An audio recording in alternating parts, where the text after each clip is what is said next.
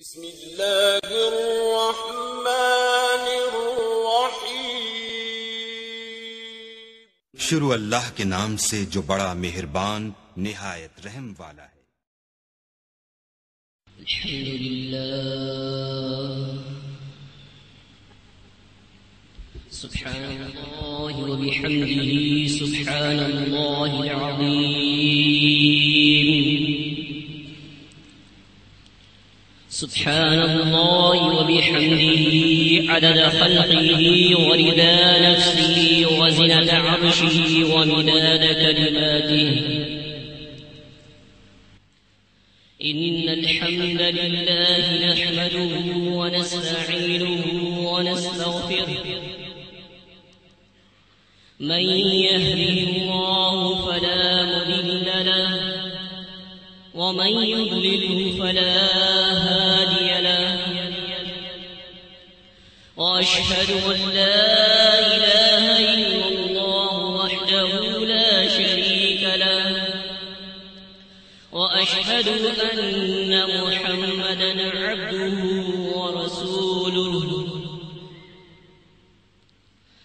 اللهم صل على محمد النبي وأزواجه أمهات المؤمنين وذريته وأهل بيته كما صليت على إبراهيم إنك حميد مجيد أعوذ بالله السميع العليم من الشيطان الرجيم من همزه ونفخه ونفخه كان الناس أمة واحدة فبعث الله النبيين مبشرين ومنذرين وأنزل معهم الكتاب بالحق ليحكم بين الناس فيما اختلفوا فيه وما اختلف فيه إلا الذين أوتوه من بعد ما جاءتهم البينات بغيا بينهم فهدى الله الذين آمنوا لما اختلفوا فيه من الحق بإذنه والله يهدي من يشاء إلى صراط مستقيم۔ اللہ رب کائنات جل وعلا کے کلام مقدس، کلام ذیشان، کلام بابرکت کی صاحب فضیلہ سورہ بقرہ کی آیت نمبر 213 اذہان عالیہ کی سماعتوں اور ان کے قلوب کی نظر کی گئی۔ میرے رب نے ارشاد فرمایا، لوگ امت واحدہ تھے، کان الناس امت واحدہ۔ پھر اللہ تبارک و تعالی نے نبیوں کو مبعوث کیا اس حال میں کہ وہ خوشخبری دینے والے تھے اور ڈرانے والے۔ جب تک وہ امت واحدہ رہے اللہ کو ضرورت پیش نہیں آئی کہ وہ انبیاء کا سلسلہ شروع کر دے، لیکن جب وہ امت واحدہ نہ رہے تو اللہ نے انبیاء علیہ السلام کا سلسلہ شروع کیا، اور اللہ نے کتاب نازل کی حق کے ساتھ کہ جو ان کے درمیان یعنی لوگوں کے درمیان جو کچھ اس میں ہے جس میں وہ اختلاف کیا کرتے تھے فیصلہ کر دیتے۔ معلوم یہ ہوا کہ امت واحدہ اور اختلاف یہ دونوں متضاد چیزیں ہیں، یہ دونوں دونوں ایک جگہ جمع نہیں ہو سکتی. امت واحدہ کا لفظ اللہ رب العزت نے کئی جگہ استعمال کیا. میں کچھ آیات پڑھوں گا، بہت غور سے سنتے رہیے گا کہ ہر جگہ اللہ نے جو چیز بتائی وہ آخر تھی کیا. سورہ مائدہ قرآن مجید کی 5ویں سورہ آیت نمبر 48 اللہ نے ارشاد فرمایا لِكُلٍّ جَعَلْنَا مِنْكُمْ شِرْعَةً وَمِنْهَاجًا. ہم نے تم میں سے ہر ایک کے لیے ایک شریعت مقرر کر دی اور ایک واضح راستہ مقرر کر دیا. وَلَوْ شَاءَ اللَّهُ لَجَعَلَكُمْ أُمَّةً وَاحِدَةً. اگر اللہ چاہتا تو تم تمام کو ایک امت بنا دیتا. وَلَكِنْ لِيَبْلُوَكُمْ فِي مَا آتَاكُمْ. لیکن اس نے امت اس لیے نہیں بنایا تاکہ وہ آزمائش کرے اس چیز کے سلسلے میں جو اس نے تمہیں دی تھی. فَاسْتَبِقُوا الْخَيْرَاتِ. نیکیوں میں آگے بڑھ جاؤ. وَإِلَى اللَّهِ مَرْجِعُكُمْ جَمِيعًا فَيُنَبِّئُكُمْ بِمَا كُنتُمْ فِيهِ تَخْتَلِفُونَ. تم تمام اللہ کی طرف لوٹ کر واپس جانے والے ہو، پھر اللہ تمہیں بتائے گا کہ جس چیز میں تم اختلاف کیا کرتے تھے.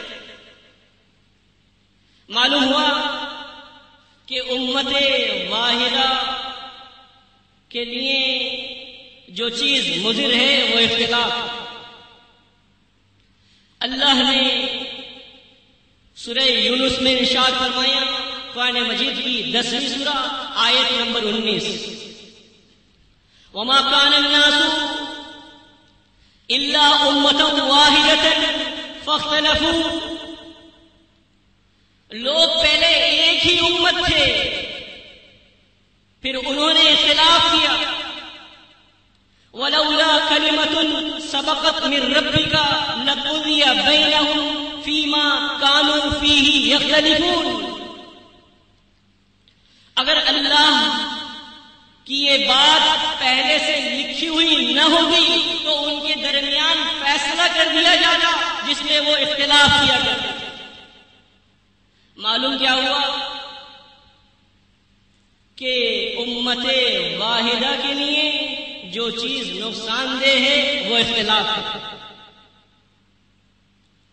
سورہ ہود قرآن مجید کی 11ویں سورہ آیت نمبر 118 اور 119 اللہ نے ارشاد فرمایا وَلَوْ شَاءَ رَبُّكَ لَجَعَلَ النَّاسَ أُمَّةً وَاحِدَةً.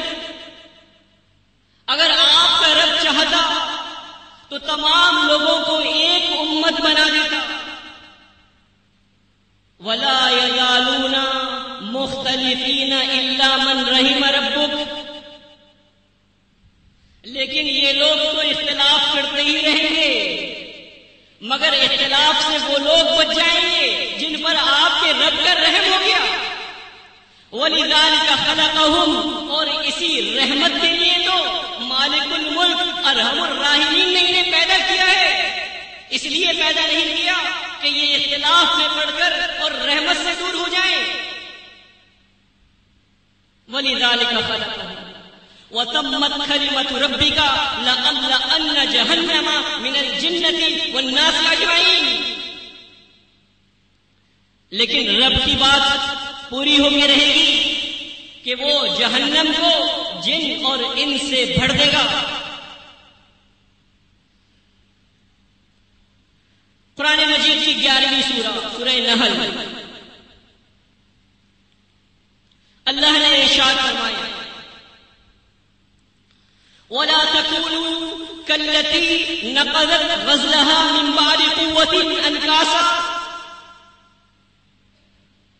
دیکھو اس عورت کی طرح نہ ہو جانا جس نے اپنے سوت کو مضبوطی سے کاٹنے کے بعد علیحدہ علیحدہ کر دیا. تَتَّخِذُونَ أَيْمَانَكُمْ دَخَلًا بَيْنَكُمْ أَن تَكُونَ أُمَّةٌ هِيَ أَرْبَىٰ مِنْ أُمَّةٍ. تم اپنی قسموں کو باعث فساد بناتے ہو تاکہ تمہاری ایک گروہ دوسرے گروہ پر ترجیح لے جائے. انما یبلوکم اللہ بہ، اللہ تمہاری اس سے آزمائش کرتا ہے. اور اللہ تبارک و تعالی تمہیں بتائے گا فَيُنَبِّئُكُمْ بِمَا كُنْتُمْ فِيهِ تَخْتَلِفُونَ، وہ تمہیں بتائے گا جس میں تم اختلاف کیا کرتے تھے. وَلَوْ شَاءَ اللَّهُ لَجَعَلَكُمْ أُمَّةً وَاحِدَةً، اگر اللہ چاہتا تو تم تمام کو ایک امت بنا دیتا. وَلَكِنْ يُضِلُّ مَن يَشَاءُ وَيَهْدِي مَن يَشَاءُ، لیکن اللہ جس کو چاہتا ہے گمراہ کرتا ہے اور جس کو چاہتا ہے ہدایت دیتا ہے. وَلَتُسْأَلُنَّ عَمَّا كُنتُمْ تَعْمَلُونَ، تم سے ضرور سوال کیا جائے گا کہ جو کچھ تم کیا کرتے تھے. معلوم کیا ہوا کہ امت واحدہ کے لیے جو چیز سب سے زیادہ نقصان دہ ہے، جو چیز سب سے زیادہ سمت قاتل ہے، وہ کیا ہے؟ اختلاف. اللہ نے ارشاد فرمایا سورہ انبیاء قرآن مجید کی 21ویں سورہ آیت نمبر 92-93، ان هذه امتکم امۃ واحدۃ وانا ربکم فاعبدون، تمہاری یہ امت ایک ہی امت ہے اور میں تم تمام کا رب ہوں، لہذا میری ہی عبادت کرو. فتقطعوا امرهم كل الینا راجعون، انہوں نے امر شریعت کو ٹکڑے ٹکڑے کر ڈالا، لیکن ان تمام کو لوٹ کر تو ہمارے پاس ہی آنا ہے. اللہ نے ارشاد فرمایا سورہ مومنون قرآن مجید کی 23ویں سورہ آیت نمبر 52-54، وَإِنَّ هَذِهِ أُمَّتُكُمْ أُمَّةً وَاحِدَةً وَأَنَا رَبُّكُمْ فَاتَّقُونِ، تمہاری یہ امت ایک ہی امت ہے اور میں تم تمام کا رب ہوں، لہذا تم مجھے سے ڈرو.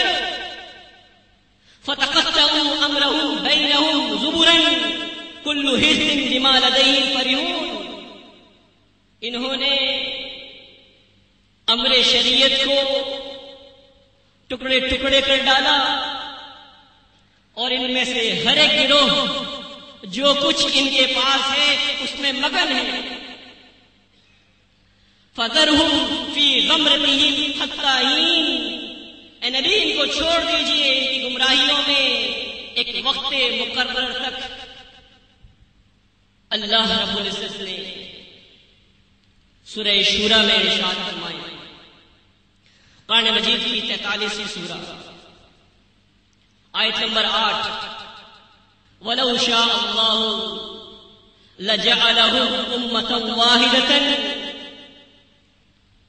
اگر اللہ تبارک و تعالی چاہتا تو ان تمام کو ایک امت بنا دیتا. وَلَكِنْ يُدْخِلُ فِي رَحْمَتِهِ مَن يَشَاءُ، لیکن وہ جس کو چاہتا ہے اپنی رحمت میں داخل کرتا ہے.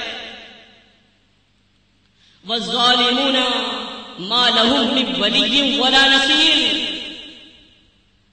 لیکن ظالم لوگوں کے لیے نہ تو کوئی مددگار ہوگا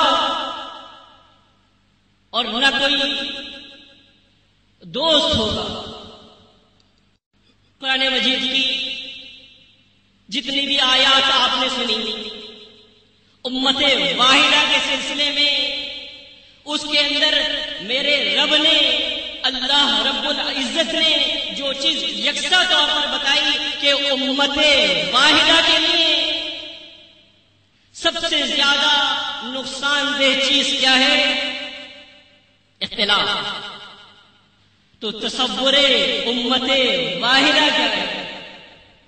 وہ تصور کہ جس سے یہ دنیا امن کا گہوارہ بن جائے، اللہ کی زمین پر اللہ کا قانون نافذ ہو، یہ چمن دوبارہ نغمہ توحید سے معمور ہو جائے، وہ کیا چیز ہے؟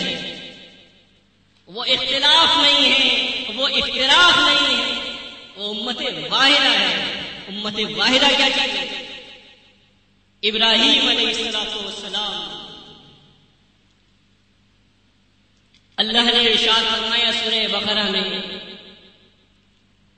اذ یرفع ابراہیم قواعد من البیت و اسماعیل، جب بابا ابراہیم علیہ السلام اور اسماعیل علیہ السلام بیت اللہ کی دیواروں کو اٹھا رہے تھے تو وہ یہ دعا کر رہے تھے، ربنا وجعلنا مسلمین لک ومن ذریتنا امۃ مسلمۃ لک۔ وہ یہ دعا کر رہے تھے، اے ہمارے رب تو ہمیں اپنا مسلم بنا لے، اپنا فرما بردار بنا لے، ہماری تمام تر خواہشات، ہماری تمام تر ہردرمیاں، ہماری تمام تر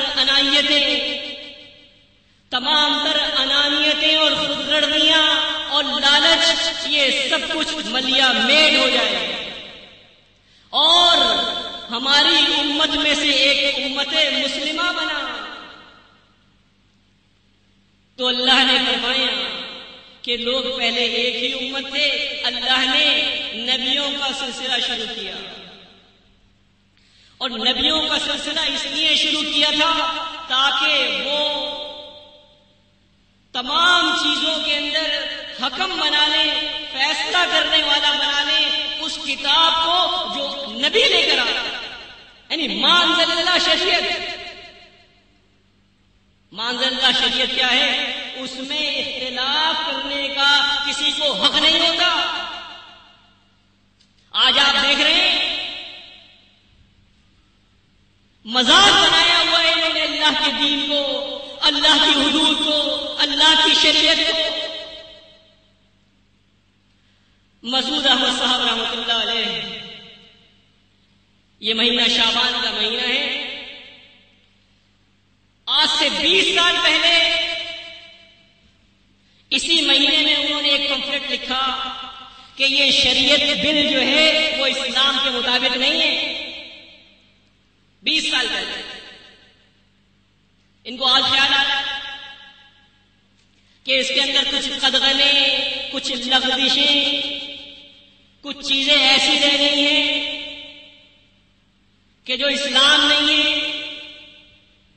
اسلام تمہارے پاس تھا کہاں؟ اسلام تمہیں آتا کہاں تھا؟ تو پہلے بتا دیا تھا 20 سال پہلے۔ حدود اللہ، اللہ کی حدیں، ذرا سوچئے تو صحیح، رومتے کانپ اٹھے۔ کیا یہ لوگ کہ جو اپنی انانیت، اپنی جھوٹی انانیت والے ہیں، یہ مولوی ملا اور یہ کرپٹ قسم کے لوگ، کیا اللہ کی حدود ان کی محتاج ہے؟ کیا اللہ کی شریعت ان کی محتاج ہے کہ یہ پاس کریں گے تو اللہ کی حدود پاس ہوگی، اللہ کی شریعت پاس ہوگی، ورنہ نہ منظور؟ کیا مذاق بنایا ہوا ہے اللہ کے دین کو، اللہ کی شریعت کو؟ یہ نظام، یہ جمہوریت کا نظام، یہ ڈیموکریسی کا نظام وہ نظام ہے کہ جو کفر کا نظام ہے۔ یہ جمہوریت کفر ہے، اس کو جتنا بھی اسلام بنایا جائے کفر رہتی ہے، کبھی اسلام نہیں بن سکتی ہے۔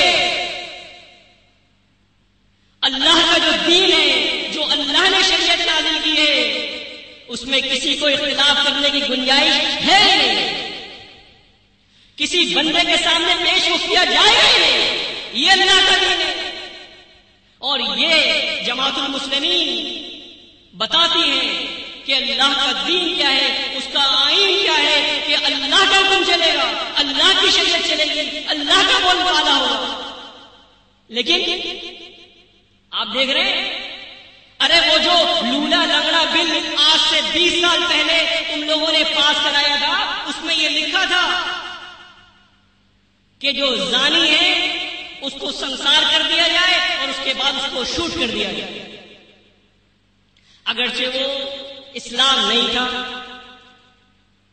لیکن اتنے سالوں گزر جانے کے بعد کیا کوئی ایک ایسا شخص تھا کہ جس پر اس چیز کا نفاذ ہوا؟ کوئی ایک آدمی کہ جس کو حدود آرڈیننس کے تحت سزا ہوئی ہو؟ یہ سب مذاق ہے. تو اب یہ جو کچھ بنانے جا رہے ہیں اس کے اندر کون سا وہ اللہ کی حدود کو جو ہے وہ اس کی پاسداری کریں گے؟ یہ سب کچھ گورکھ دھندا ہے.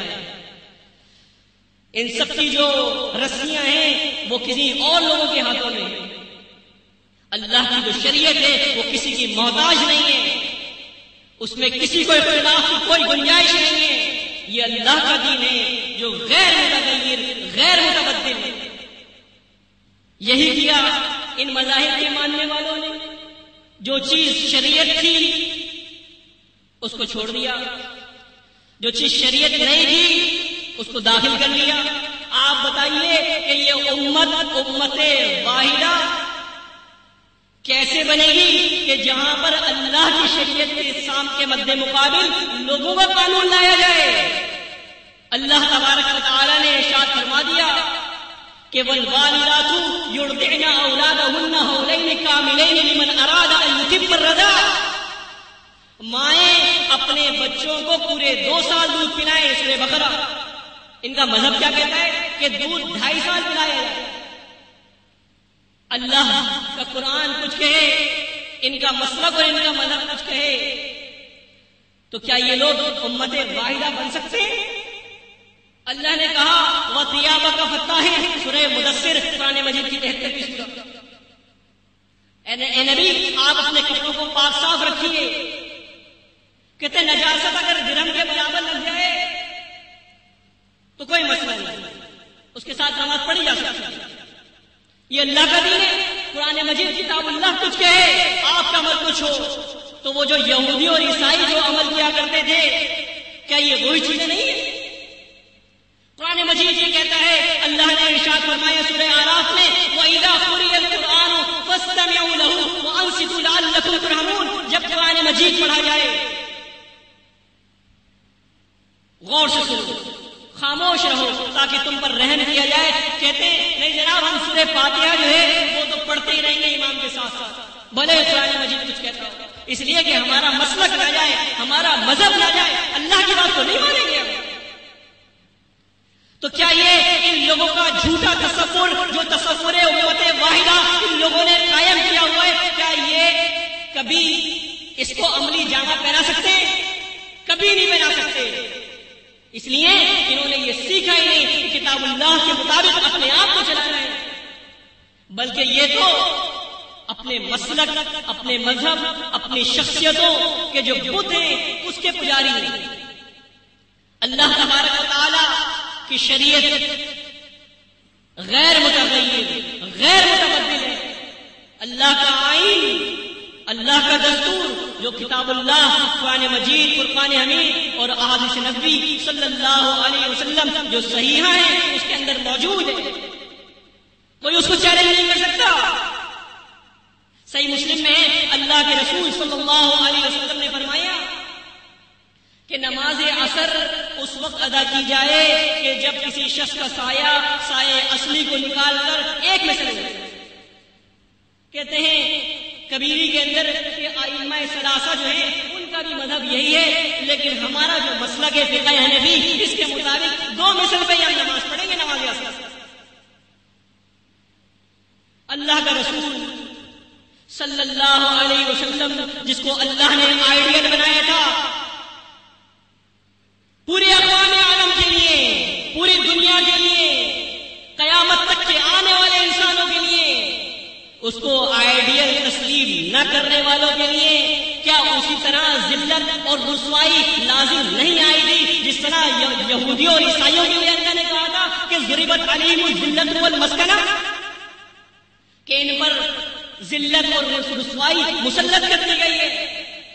کس کے لیے کہا تھا اللہ نے؟ یہودیوں اور عیسائیوں کے لیے. لیکن وہ آج بدرجہ اتم ان مسلمانان عالم پر یہ بات ثابت ہو رہی ہے کہ پوری دنیا کے اندر 1 ارب سے زائد ہے. ان کی مملکتیں کسی سے کم نہیں ہیں، ان کی دفاعی صلاحیتیں کسی سے کم نہیں ہیں، ان کے مالی وسائل کو اگر جمع کر لیا جائے تو کسی سے کم نہیں ہے. لیکن ذلیل اور رسوا پوری دنیا میں سب سے زیادہ ہے. اس کی وجہ کیا ہے؟ کتاب اللہ کو چھوڑ دیا. کتاب اللہ کیا چیز ہے؟ قرآن مجید اور اللہ کے نبی صلی اللہ علیہ وسلم کی بات، احادیث نبویہ صلی اللہ علیہ وسلم. کہتے ہیں پچھلے دنوں مہاتیر محمد صاحب ملائیشیا کے ایک باشی ہیں کہ مسلمان اتنی زیادہ تعداد ہونے کے باوجود کمزور ہیں. کمزور تو ہوں گے، اللہ کی کتاب کو چھوڑ دیا.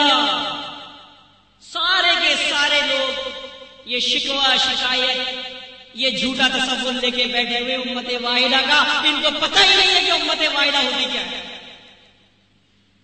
ان کا جو تصور ہے وہ تصور کبھی بھی شرمندہ تعبیر نہیں ہوگا، اس لیے کہ اس کے پیچھے وہ نظریہ نہیں ہے جو قرآن و سنت کے عین مطابق ہے. اللہ کے دین کے اندر کوئی جغرافیائی حدودیں نہیں ہیں کہ فلاں پاکستانی ہے، فلاں عراقی ہے، فلاں سعودی ہے، فلاں ایرانی ہے.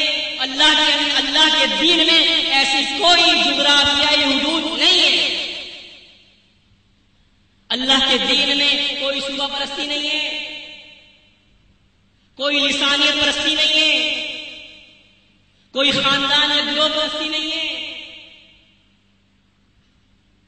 اور نہ یہ مذہب اور مسلک پرستی ہے جس نے دین کو سب سے زیادہ نقصان پہنچایا ہے. اللہ کا دین یہ ہے کہ مسلمانوں کا قائد، ان کا لیڈر، ان کا رہبر، ان کا رہنما پوری دنیا کے اندر ایک ہوگا. یہ ہے حقیقی تصور، یہ وہ حقیقت ہے جو امت واحدہ کے لیے ضروری ہے. کسی قسم کی کوئی جغرافیائی حدود بندی نہیں ہے، کوئی نسلی امتیاز نہیں ہے، کوئی زبانی امتیاز نہیں ہے. سب ایک ہے.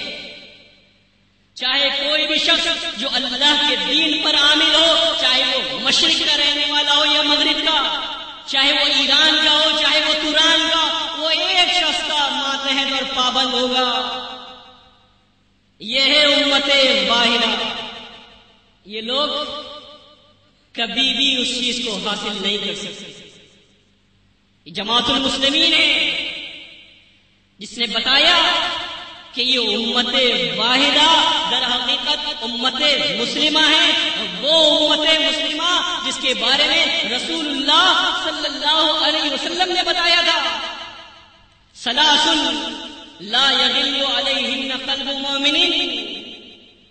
3 چیزیں ایسی ہیں جن کے سلسلے میں مومن کا دل خائن نہیں ہو سکتا، خیانت نہیں کر سکتا. وہ 3 چیزیں کیا ہیں؟ اخلاص العمل للہ، خالص عمل اللہ کے لیے کرتا ہے. وطاعت ذوی الامر، امراء کی اطاعت کرتا ہے. ولزوم جماعت المسلمین، اور جماعت المسلمین کے ساتھ رہتا ہے. یہ جماعت المسلمین یہ کوئی محلے کی کمیٹی نہیں ہے، یہ کوئی ایسی تنظیم نہیں ہے کہ جو وقتی مسائل کے حل کے لیے برپا کی گئی ہو. جماعت المسلمین وہ عالمی قوت ہے،